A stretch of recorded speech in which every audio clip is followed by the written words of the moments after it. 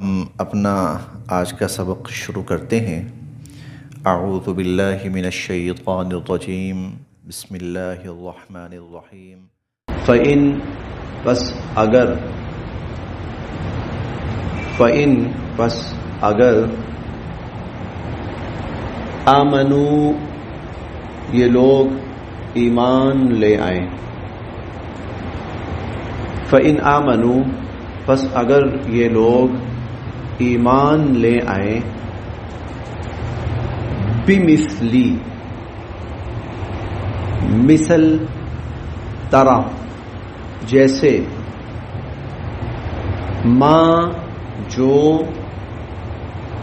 آمنتم تم ایمان لائے ہو بھی اس پر، بمثل ما آمنتم بھی اس کی بمثل یا اس جیسا جیسے کہ تم ایمان لائے ہو۔ فَإِنْ آمَنُوا پس اگر یہ لوگ ایمان لے آئیں، بِمِثْلِ مَا آمَنْتُمْ بِهِ اس طرح جس طرح تم ایمان لائے ہو، تمہارے ایمان کی مثل یہ لوگ ایمان لے آئیں، فقد تو یقیناً اہتدوا یہ ہدایت پا جائیں، یقیناً یہ رہنمائی پا جائیں، یقیناً یہ ہدایت پا جائیں، یقیناً یہ سیدھے راستے کو حاصل کر لیں۔ وَإِن اور اگر تولوا یہ اس سے منہ موڑیں، وَإِن تولوا اور اگر یہ اس سے منہ موڑیں یعنی اس طرح ایمان لانے کے لیے تیار نہ ہو، اس سے انکار کریں، اس سے اعراض کریں، فَإِنَّمَا تو بے شک ہم یہ لوگ فی شقاق شقاق بدبختی، یہ لوگ پھر بدبختی میں، یہ لوگ پھر بدبختی میں ہیں۔ ضد کے معنی میں بھی آتا ہے، مخالفت کے معنی میں بھی آتا ہے، دوری کے معنی میں بھی آتا ہے، ضد کے معنی میں بھی آتا ہے۔ فَإِنَّمَا هُمْ فِي شِقَاقٍ یہ لوگ پھر ضد میں ہیں، مخالفت میں ہیں، بدبختی میں ہیں۔ فَسَيَكْفِيكَ یہ بظاہر ایک پورا لفظ ہے فَسَيَكْفِيكَهُمْ، لیکن یہ 4-5 لفظ ہیں۔ ف س یکفی کا ہم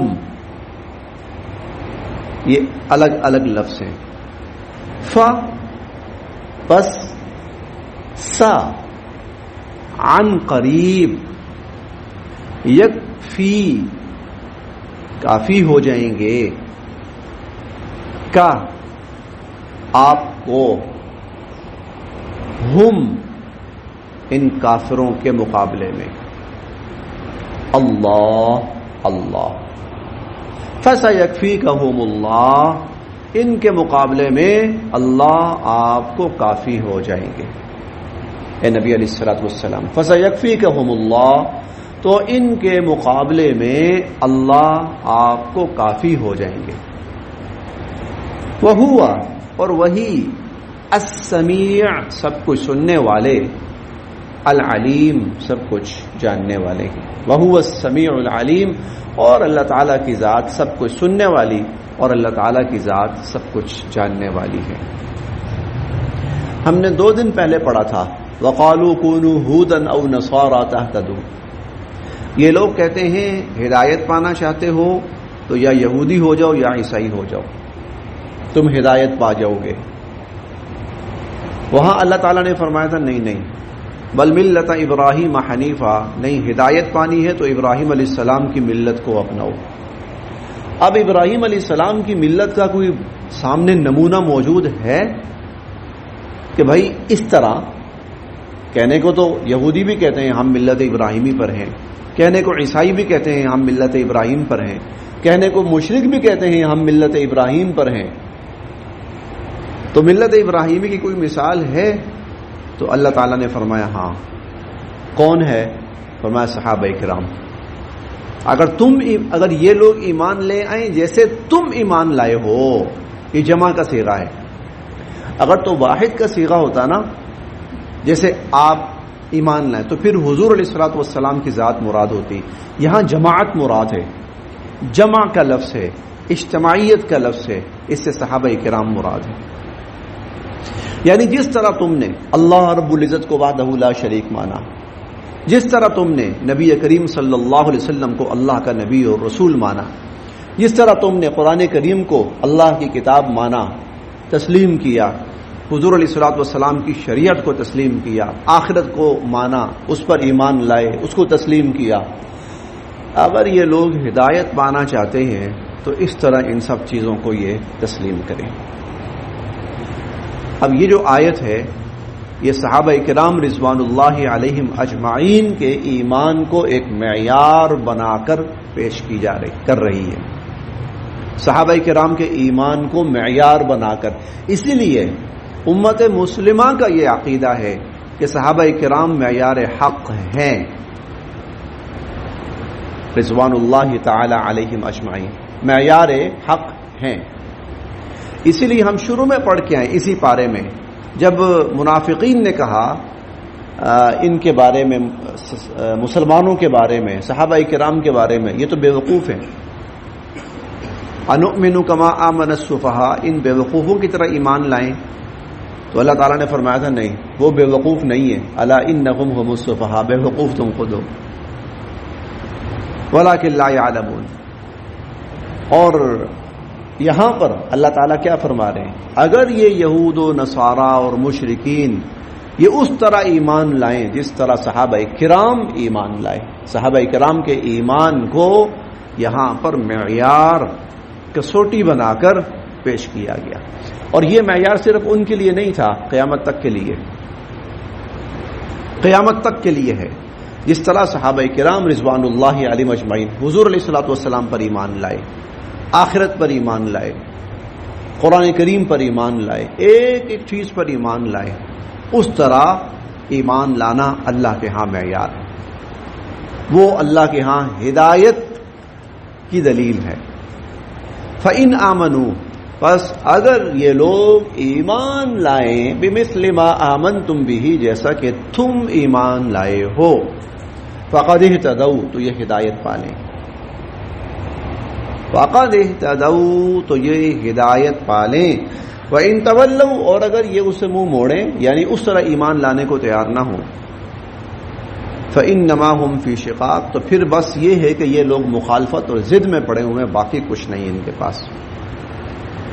اب یہاں جو ایک بات، ایک سوال کہیں ذہن میں پیدا ہوتا تھا، تو کہیں ایسا نہ ہو کہ یہ لوگ جو ایمان نہ لائیں حضور علیہ الصلوۃ والسلام پر، تو کہیں آپ کو نقصان پہنچانے کی کوشش کریں گے، آپ کو ناکام کرنے کی کوشش کریں گے، تو اس کا جواب یہ دیا کہ اس کی فکر نہیں کرنی، فَسَيَكْفِيكَهُمُ اللَّهُ، ان کے مقابلے پر اللہ آپ کے لیے کافی ہو جائیں گے، ان کے ہر شر سے اور ان کے ہر مکر سے اور ان کے ہر فریب سے اللہ پاک آپ کی حفاظت فرمائیں گے، ان کی ہر سازش سے اللہ پاک آپ کو محفوظ فرمائیں گے۔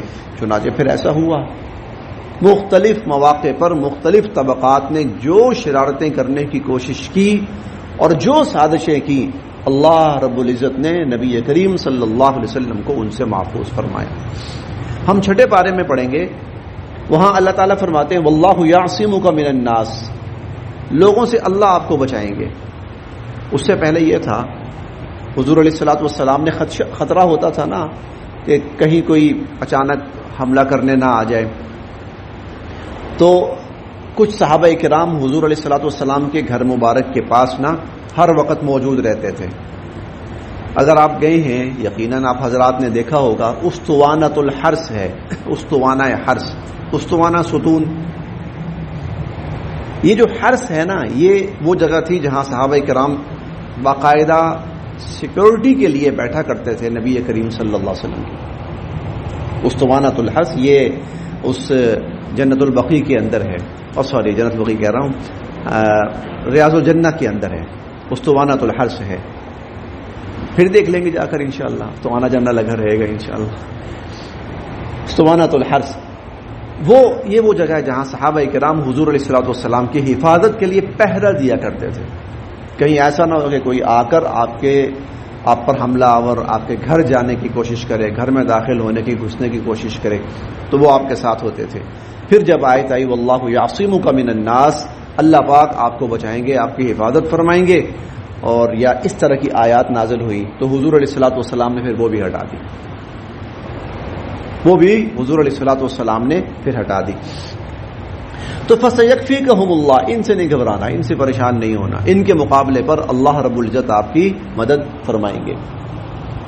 ایک غزوہ سے واپسی ہوئی تو حضور علیہ الصلوۃ والسلام راستے میں قیام فرمایا، آپ نے قیام کیا تو چلیں تھوڑی دیر ریسٹ کر لیں.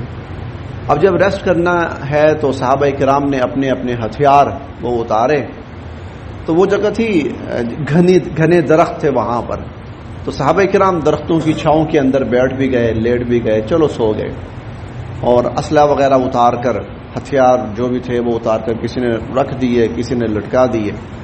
تو حضور علیہ الصلوۃ والسلام نے بھی اپنی جو تلوار تھی وہ اتاری اور اس کو لٹکایا، اور لٹکا کر آپ بھی لیٹ گئے. اتفاق کی بات کہ کوئی کافر اس نے یہ سارا منظر دیکھا، اس نے کہا بڑا اچھا موقع ہے، یہ اس وقت تھوڑی سی غفلت کی حالت میں ہیں، بے خبر ہیں، چلتا ہوں اور چل کر میں حملہ کرتا ہوں حضور علیہ الصلوۃ والسلام پر. دیکھیں آپ کی تلوار لٹک رہی ہے، آپ لیٹے ہیں، مجھے صرف چند لمحے درکار ہیں، صرف میں نے تلوار اتارنی ہے اور آپ پہ وار کرنا ہے، شاید اس سے زیادہ اچھا موقع نہ ملے. وہ آیا، تلوار اٹھائی اس نے، اور تلوار جب اٹھائی، اتاری اور وار کرنے لگا تو حضور علیہ الصلوۃ والسلام کی آنکھ کھل گئی. وہ کہنے لگا کہ من یعصمک منی، اب کون بچائے گا آپ کو مجھ سے؟ تلوار اور آپ کے درمیان ایک آدھ لمحے کا فاصلہ ہے، من یعصمک منی، اب کون بچائے گا آپ کو مجھ سے؟ تو حضور علیہ الصلوۃ والسلام نے بڑے اعتماد کے ساتھ جواب دیا، اللہ یعصمنی، میرا اللہ مجھے یہاں اس حال میں بھی بچائے گا. اس جملے میں اور حضور علیہ الصلوۃ والسلام کی زبان اقدس سے اور اس حالت میں نکلنے والا وہ جو جملہ تھا وہ یکدم اس کے اوپر کپکپی سی طاری ہوئی اور اس کے ہاتھ سے تلوار چھوٹ گئی. آپ نے تلوار پکڑی، فرمایا اب بتا تجھے کون بچائے گا مجھ سے؟ کہنے لگا یہ تلوار آپ کے ہاتھ میں، بس آپ ہی بچا سکنے والے ہیں. آپ نے فرمایا نہیں، تجھے بھی اللہ ہی بچائے گا. آپ نے اس کو معاف کر دیا، کیونکہ اپنی ذات کے لیے آپ انتقام نہیں لیتے تھے، آپ نے اس کو معاف فرما دیا. بعد میں وہ شخص مسلمان ہو گیا. تو فَسَيَكْفِيكَهُمُ اللَّهُ، اور بنو قینقاع نے، بلکہ بنو نذیر نے حضور علیہ الصلوۃ والسلام کے خلاف سازش کی. آپ تشریف لے گئے، وہاں بلایا ان کو، جہاں پر آپ نے تشریف فرما ہونا تھا، بیٹھنا تھا، تو اوپر کچھ لوگ مامور تھے کہ حضور علیہ الصلوۃ والسلام کے اوپر سے پتھراؤ کرنا ہے، اور اس طرح کرنا ہے کہ آپ الیاذ باللہ ثم الیاذ باللہ ثم الیاذ باللہ بچ نہ پائیں. اللہ رب العزت نے آپ کو باخبر فرما دیا. اب آپ جو ہی پہنچے وہاں پر، رکے، اللہ کی طرف سے وحی آئی، آپ فوراً نکل آئے اور ان کو بتا دیا کہ تمہاری حرکت اللہ نے مجھے بتا دی ہے، اب نکلو یہاں سے. چنانچہ بنو نذیر کو پھر وہاں سے نکال دیا گیا. فَسَيَكْفِيكَهُمُ اللَّهُ، تو ان کے مقابلے پر اللہ آپ کو کافی ہو جائیں گے. وَهُوَ السَّمِيعُ الْعَلِيمُ، اللہ تعالیٰ سب کچھ سننے والے، سب کچھ جاننے والے. صبغۃ اللہ، صبغہ رنگ، اللہ صبغۃ اللہ، اللہ کا رنگ، صبغۃ اللہ کا رنگ. کہو ہم نے اللہ کا رنگ اپنا لیا، کہو ہم نے اللہ کا رنگ چڑھا لیا. ومن، اور کس کا، احسن، زیادہ اچھا ہوگا یا زیادہ اچھا ہو سکتا ہے، ومن احسن، اور کس کا زیادہ اچھا ہو سکتا ہے، من اللہ، اللہ سے، صبغہ، رنگ، اللہ سے زیادہ اچھا رنگ کس کا ہو سکتا ہے، وَنَحْنُ، اور ہم، لہو، اسی اللہ کے، عابدون، عبادت گزار ہیں، وَنَحْنُ لَهُ عابدون، اور ہم سب اسی اللہ کے عبادت گزار ہیں۔ صبغۃ اللہ، کہو ہم نے اللہ کا رنگ اپنا لیا، ہم نے اللہ کا رنگ چڑھا لیا۔ وَمَنْ أَحْسَنُ مِنَ اللَّهِ صِبْغَةً، اللہ سے اچھا رنگ کس کا ہو سکتا ہے، وَنَحْنُ لَهُ عَابِدُونَ، اور ہم اسی اللہ کے عبادت گزار ہیں۔ عیسائیوں کے اندر ایک رسم ہے جس کو اردو کے اندر بپتسمہ کہا جاتا ہے، انگلش میں بپٹزم کہا جاتا ہے۔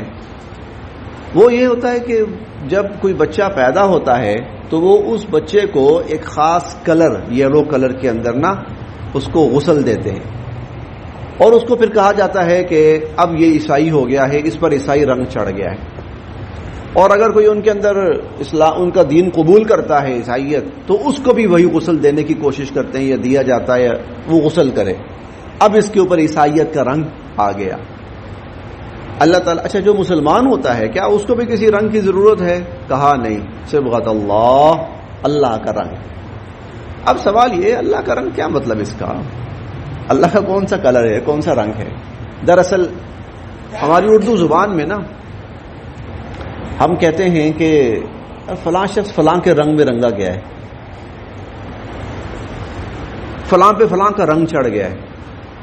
اب وہاں رنگ نہیں ہوتا، لیکن فلاں نے فلاں کی باتوں کو، اس کی سوچ کو، اس کے طور طریقے کو اپنا لیا ہے، اسے ہم کہتے ہیں یہ اس کے رنگ میں رنگا گیا ہے۔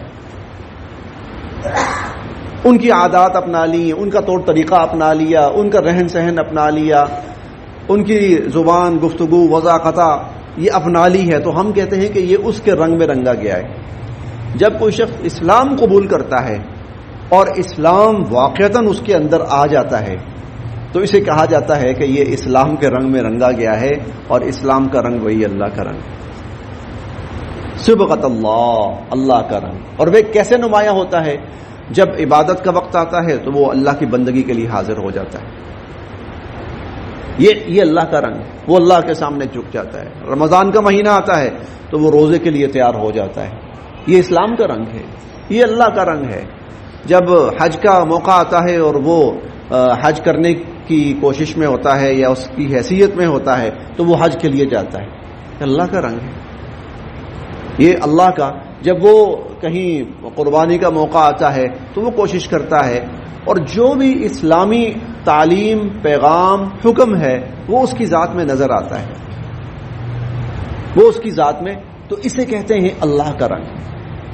آپ یوں کہہ لیں نا، پانی ہے نا، پانی، تو آپ پانی کے اندر کوئی بھی چیز ڈالیں گے تو پانی اس کی خاصیت کو قبول کر لیتا ہے۔ اسی طرح یہی معاملہ مسلمان کا ہے کہ وہ اللہ کے ہر حکم کو قبول کر لیتا ہے، اس کے وجود میں اللہ کا حکم آ جاتا ہے، یہ اللہ کا رنگ ہے۔ صبغۃ اللہ، اللہ کا رنگ اپناؤ، کہو کہ ہم نے اللہ کا رنگ اپنا لیا ہے۔ ومن احسن من اللہ صبغہ، اللہ سے زیادہ اچھا رنگ تو کوئی ہو ہی نہیں سکتا۔ وَنَحْنُ لَهُ عَابِدُونَ، اور ہم تو اسی کے عبادت گزار ہیں۔ قل، آپ فرمائیے، اتحاجوننا، اتحاجونا، کیا تم جھگڑتے ہو نا ہم سے، اتحاجوننا، کیا تم ہم سے جھگڑتے ہو، فی اللہ، اللہ کے بارے میں، کیا تم ہم سے اللہ کے بارے میں جھگڑتے ہو، وَهُوَ، ارے وہ تو ربنا، ہمارا بھی رب ہے، وَرَبُّكُمْ، اور تمہارا بھی رب ہے، وَهُوَ رَبُّنَا وَرَبُّكُمْ، وہ ہمارا بھی رب ہے، وہ تمہارا بھی رب ہے۔ اللہ صرف ہمارا رب نہیں ہے، ارے اللہ تمہارا بھی رب ہے۔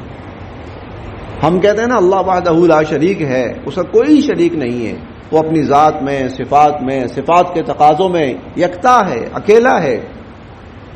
تو بھائی وہ صرف ہمارے لیے ایسا نہیں ہے، وہ تمہارے لیے بھی ایسا ہے۔ کوئی اللہ کی ذات کے اوپر ہمارا ایسا حق نہیں ہے کہ اللہ ہمارا ہے تمہارا نہیں ہے. اللہ کی ذات ساری انسانیت کے لیے، وہ ساری انسانیت کا رب ہے. اور ہر کسی کو یہ پیغام اللہ تعالیٰ دیتے ہیں کہ بھائی میں تمہارا بھی رب ہوں، تم مجھے بھی ایسے ہی مانو جیسے میں کہہ رہا ہوں. وَلَنَا، اور ہمارے لیے، اعمالنا، ہمارے اعمال، وَلَنَا، اور ہمارے لیے، اعمالنا، ہمارے اعمال، وَلَكُمْ، اور تمہارے لیے، اعمالکم، تمہارے اعمال، ہمارے لیے ہمارے اعمال. یعنی اگر تم پھر بھی اپنی بات پر مصر ہو اور اللہ کو اس طرح رب ماننے کو تیار نہیں ہو تو ٹھیک ہے، پھر وَلَنَا أَعْمَالُنَا، ہم تو بھائی اللہ کے بندے ہیں، ہم تو اپنے اعمال کریں گے. وَلَكُمْ أَعْمَالُكُمْ، ٹھیک ہے پھر تم جو حرکتیں کرنا چاہتے ہو کرو. وَنَحْنُ، اور ہم تو، لَهُ، اسی اللہ کے لیے، مخلصون، اخلاص برتنے والے ہیں، یا ہم تو اپنے اعمال کو اللہ ہی کے لیے خالص کرنے والے ہیں. ہم تو اپنے اعمال کو اللہ ہی کے لیے خالص کرنے والے ہیں. بس آج یہاں تک.